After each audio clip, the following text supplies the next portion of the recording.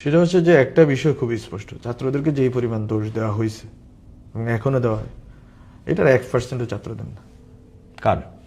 বরং আরো অনেক ওল্ড গার্ডসদের, যারা ছাত্রদেরকে জাস্ট সামনে দেখাইছে যে দেখো এরাই হচ্ছে যে এরাই সবকিছু করছে, এরাই সবকিছুর জন্য পাপী। মানে এটা কি রাজনৈতিক দলের কথা বলছেন না রাজনৈতিক দলের বাইরের? ওল্ড গার্ডস আর এভরিওয়্যার।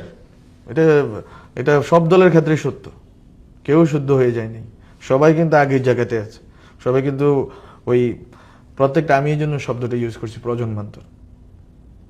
আপনি বিশ্বাস করতে পারবেন যে আগের প্রজন্মের লোকরা তার প্রজন্মের লোকদেরকে না বসে আপনাদেরকে এম্পাওয়ার করবে? আমি বিশ্বাস করি না, আমি এই বিশ্বাসের প্রমাণ দেখি নাই গত 1.5 বছর। যে এম্পাওয়ার করা বলতে যেটা বোঝায়, ছাত্রদেরকে কতটুকু এম্পাওয়ার করছে সবাই মিলে এই সোসাইটি। আপনি সরাসরি প্রধান উপদেষ্টার বিশেষ সহকারী ছিলেন, এর চেয়ে প্রধান উপদেষ্টার বিশেষ সহকারী ছিলাম। প্রধান উপদেষ্টার বিশেষ সহকারী হিসেবে আমার কাজ কি ছিল আপনি জানেন?